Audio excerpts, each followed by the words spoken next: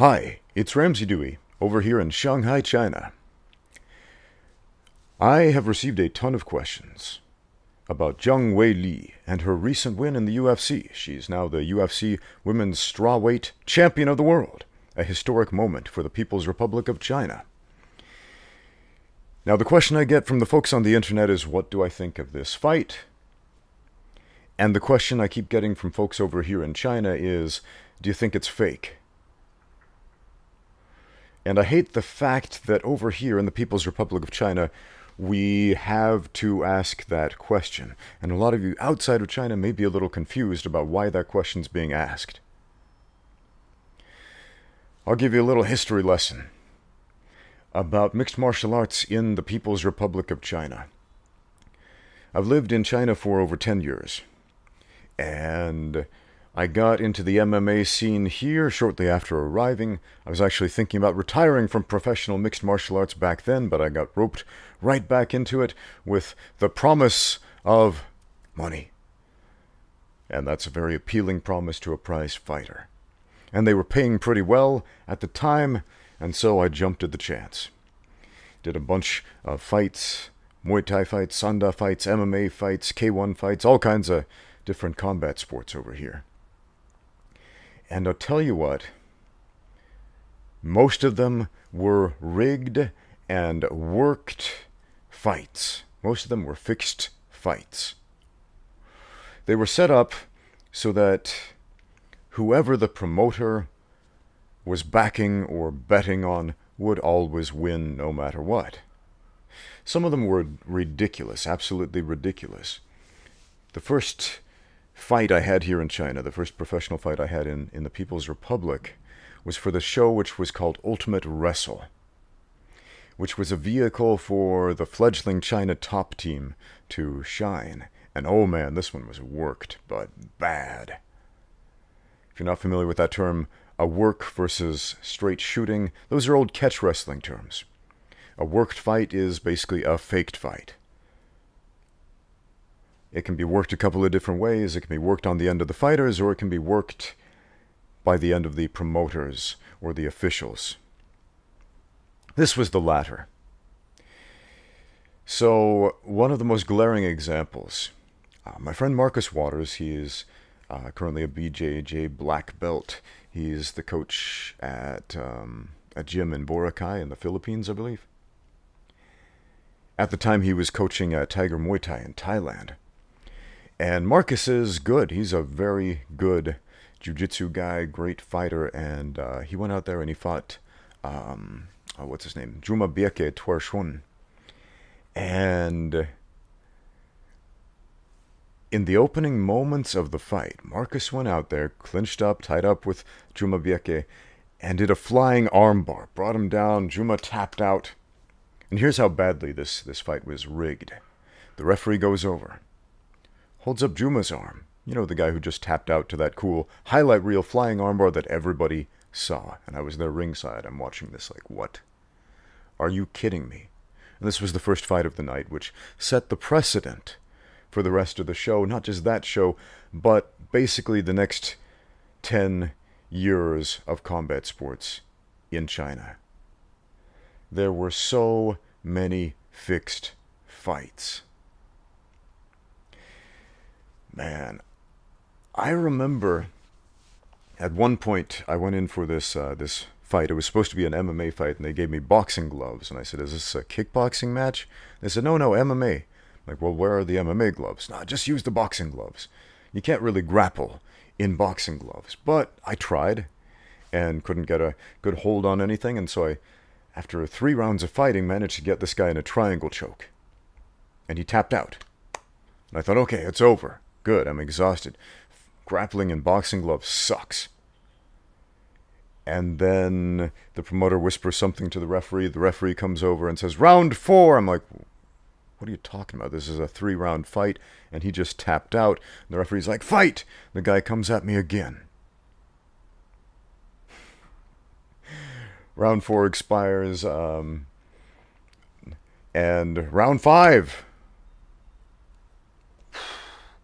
I caught him in a triangle choke again. In round number 5, he taps out again. The promoter whispers something to the referee. The referee comes over, tries to start around 6. I kid you not. But this guy's so tired, so exhausted, he gives up. I'm like, oh, sweet, finally I won one of these rigged fights, man. But then here's the thing, they didn't even pay me for it. So that's what you get when you don't play along, man. So there was so much rampant cheating. Just so much rampant cheating. Guys greasing themselves up, loading their wraps, doing whatever, man. Crazy, crazy stuff was going on, man. I remember the first MMA fight that I saw in China. People were throwing bottles, broken bottles into the cage. It was a mess. It was a madhouse. It was the Wild West. So there are a lot of ways that fights were worked and rigged and all of this. And because of that, and the public is not ignorant of this. I mean, they're not stupid. They know when people are being given a raw deal.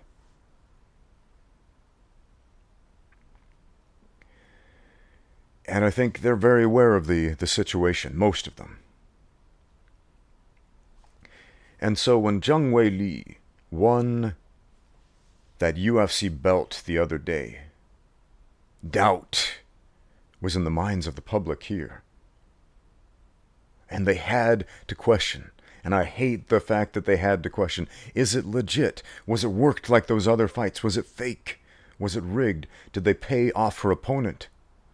Did they threaten her opponent? Did they poison her opponent? I knew this guy, this American fighter, and anytime he would lose a fight here in China, he would always say, "They poisoned my food before the fight. They poisoned me, I know it.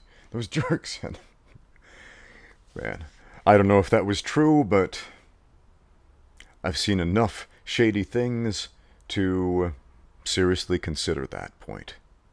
It's entirely possible. So as far as the fight itself, Zhang Weili versus Jessica Andrade, however you say that Brazilian last name. And it was like a 45-second beatdown. And we saw some beautiful Muay Thai technique from the Sanda fighter. Zhang Weili is, I guess you could say she's predominantly a Sanda fighter, but she's a mixed martial artist. A lot of Kung Fu nerds out there in the West are celebrating this as a win for Kung Fu. You guys who go in and put on a little traditional Chinese costume and do their little forms and whatnot, all excited about wushu, are excited about this girl doing something completely different that they don't even train for inside of the octagon. And they're excited because she's Chinese and she came up in the Chinese sports university system in Sanda. And a lot of people are confused, thinking Sanda is the same as wushu forms. And it's not, man. It's not. Sanda has always been a set of rules, not a system. A set of rules that allow fighters to strike while standing with their hands and their legs, and to throw each other on the ground. The idea was to mix striking and wrestling together. There's no ground fighting, there's no clinch fighting, no dirty boxing, no knees or elbows inside the clinch. So basically almost everything that Zhang Weili did in that fight is outside the realm of Sanda. All that clinch fighting, all those elbows, all those knees, man, that was straight up Muay Thai. And it's quite interesting that in the post-fight interview, in Chinese, when Zhang Weili thanked her Thai boxing coach for the help in that win, the Chinese translator did not translate that part, and it was just glory to the motherland, glory to China the whole time. Fascinating, right? Nationalism is so strong. Not just in China, but all over the world, man. Everybody gets into these isms. These isms which are chasms that separate us. Puts us into teams of us versus them. I'm not a big fan of isms, man. for that reason specifically. So do I think this fight is legit? Yeah, sure, absolutely. I have seen Zhang Weili fight quite a bit. I mean, she was the Kunlun fight champion. Man, she was tearing up women in that event. If you're not familiar with Kunlun fight, man, I'm the English language commentator, by the way. Not biased at all, but man, Kunlun, it's an awesome show. It's a great show. If you're not familiar with it, they do have a YouTube channel. Go check that out. And yeah, they do MMA events, they do kickboxing events, K1 events. And Zhang Weili was unstoppable in Kunlun, man. And so, the folks at Kunlun, when she moved over to the UFC, yeah, they were a little disappointed. And that happens a lot with Kunlun fight champions. They get better offers from these bigger shows and go to fight internationally.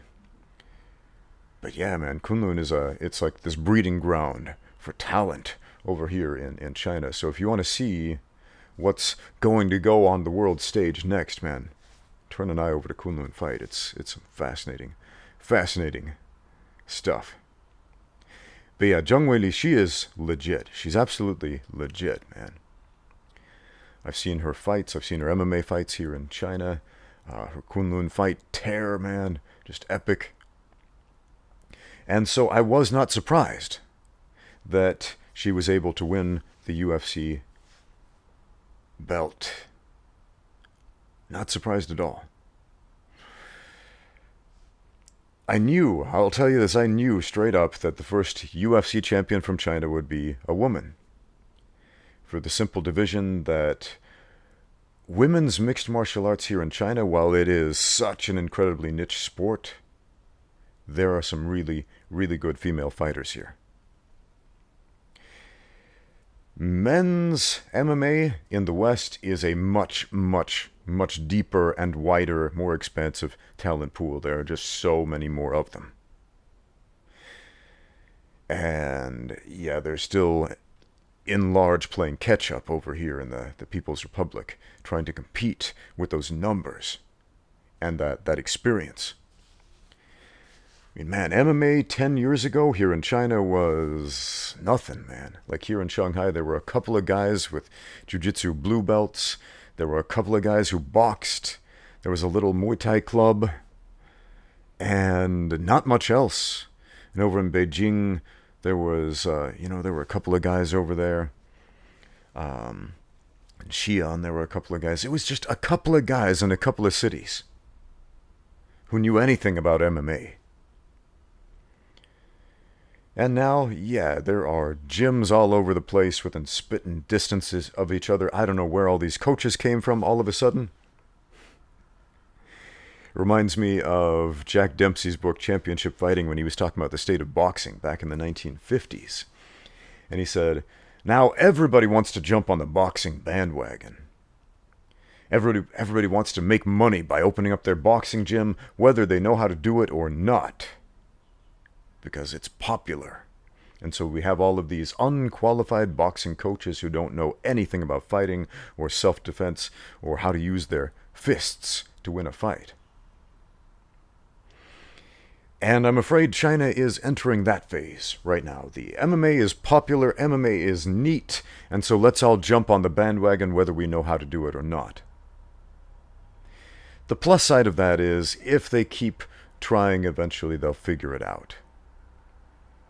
The downside is we're going to propagate a lot of misinformation, which is what happened with a lot of traditional martial arts in the United States, including Kung Fu and Karate and Taekwondo and all of these others back during the Kung Fu movie explosion, thanks to Bruce Lee and all the people who got excited about watching him. Everybody wanted to learn martial arts. And then we had the Karate Kid in the 80s, and everybody wanted to learn karate, and there weren't enough qualified instructors. And so what happened? Strip malls opened up everywhere with pretenders strapping on fake black belts all over the place, trying to cash in on this craze.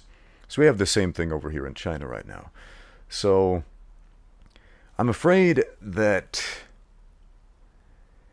mixed martial arts, combat sports, is going to be dumbed down quite a bit before before the legitimate version really takes off, if it ever takes off here.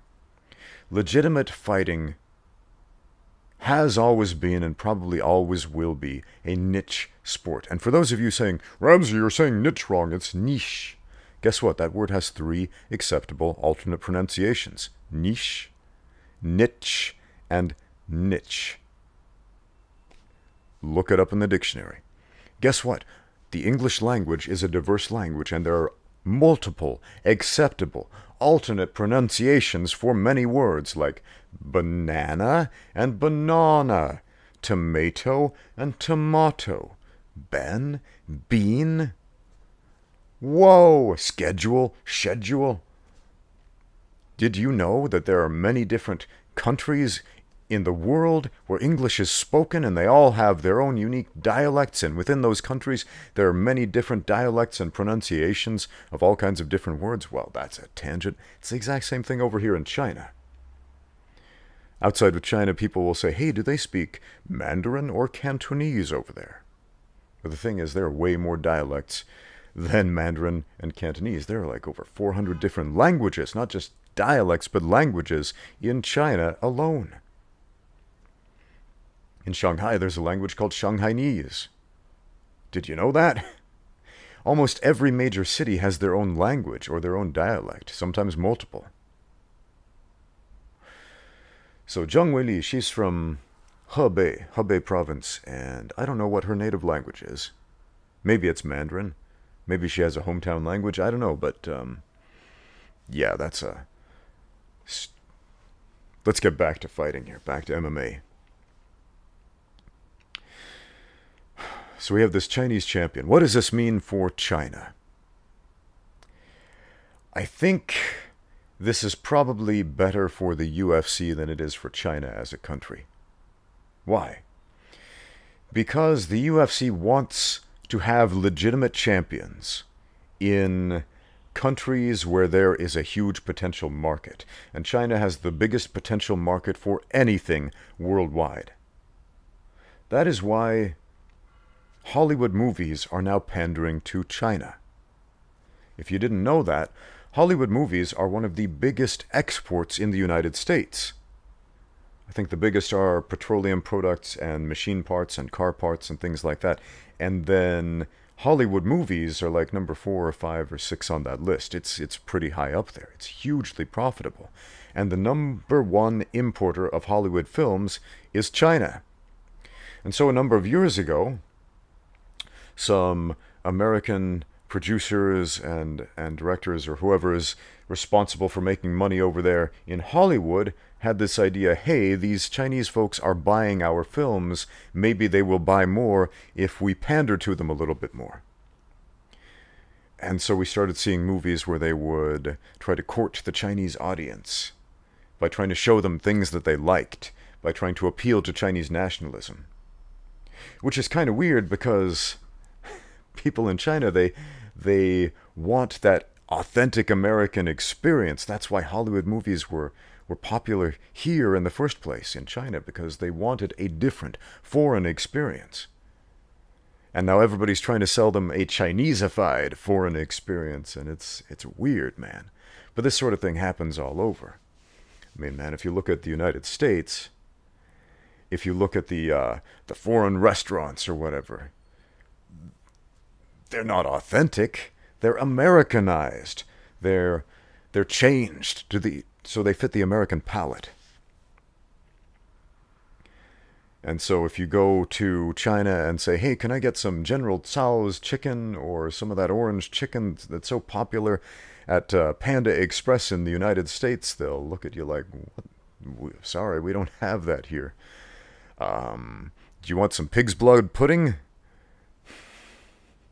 You want some goose livers with duck livers with scorpions on them? It's way different over here. Deep fried cicadas? It's not all weird stuff. A lot of it's just basic, vegetables and rice and meat dishes. But they eat some really, really interesting, weird, far out there stuff in China as far as the Western palate is concerned. So the UFC, I'm sure they were peeing their pants with excitement to see Zhang Weili win in her home country. Because in their minds, they're thinking, now, our product will become very popular in China. There's another one of those words with acceptable alternate pronunciations. Product. They're both acceptable pronunciations. Both words, or one word, both pronunciations are used worldwide by many, many millions of people. So, yeah, how correct is this assumption that a UFC champion in China is suddenly going to make the sport super popular in China? I hope they're correct, because that's the business I'm in China, coaching fighters to win MMA fights. And that is so much easier when you have more fighters coming over.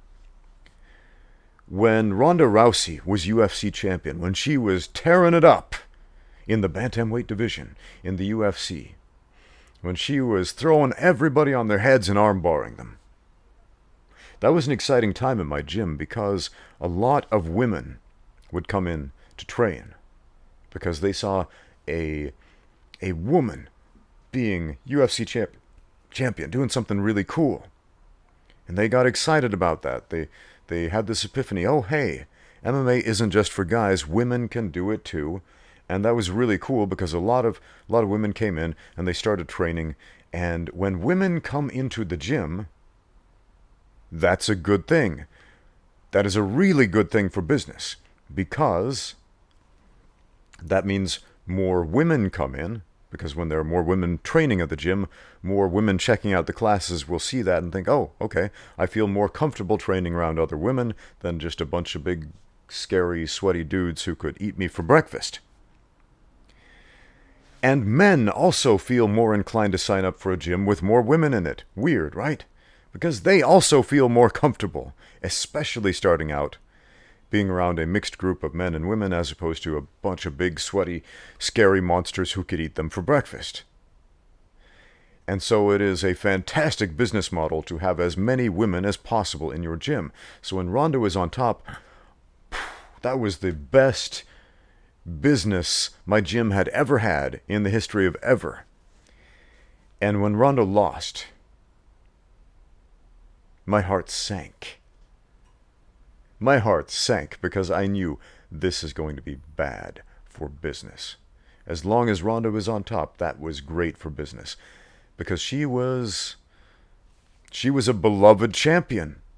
I know a lot of people out there on the internet were like, I don't like her, she's too cocky, whatever, but she was a beloved champion. And when the beloved champion is on top, that's good for business.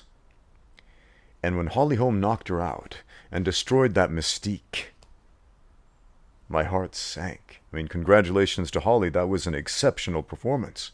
But my heart sank because I knew what that was going to do to my business, and that is exactly what it did. Women stopped coming.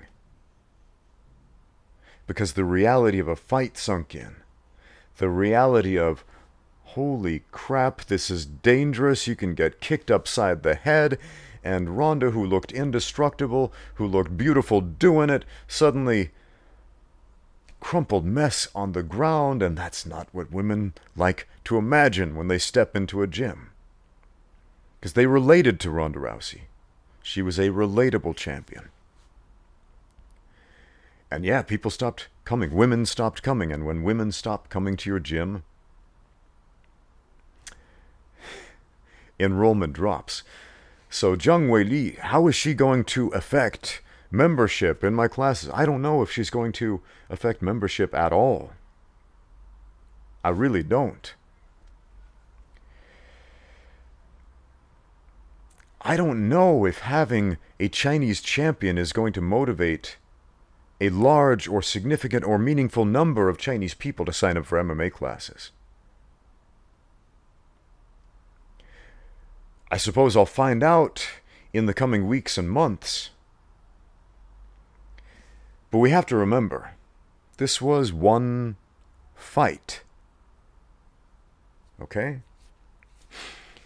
Jessica Andrade, she won That one fight, she had that one title defense and she lost. How many of us are going to remember her name a few months from now? Unless she has a rematch and wins. I don't know if she will. I don't know if she'll get that rematch. I don't know if the UFC wants to give her that rematch. Because I think they want Zhang Weili to be on top for a while. I think they want to spin her as the next Ronda Rousey.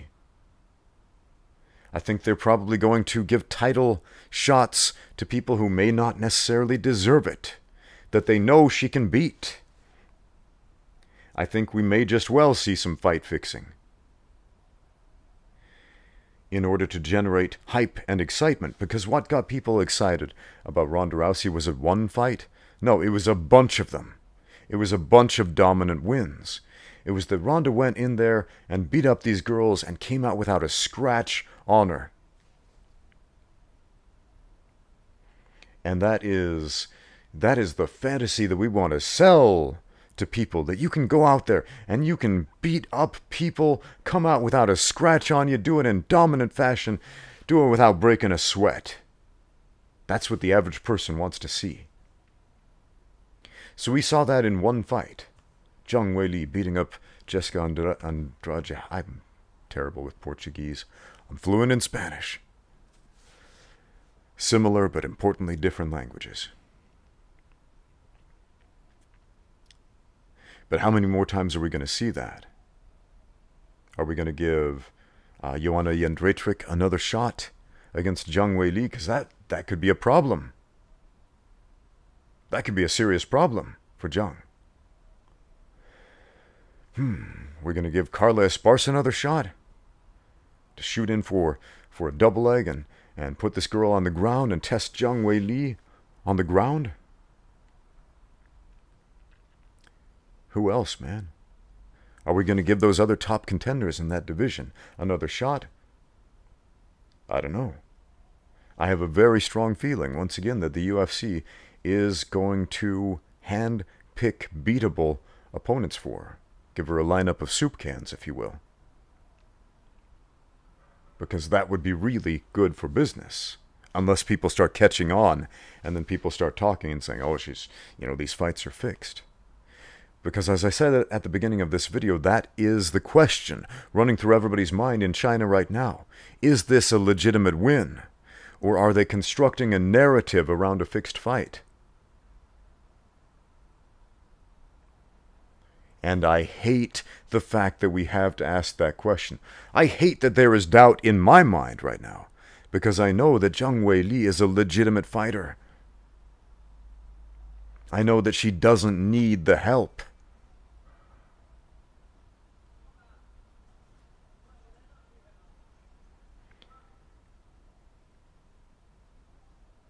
And I hate second-guessing that.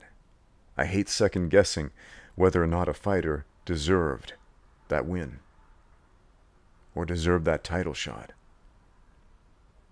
I hate that. Thanks for watching. Now get out there and train.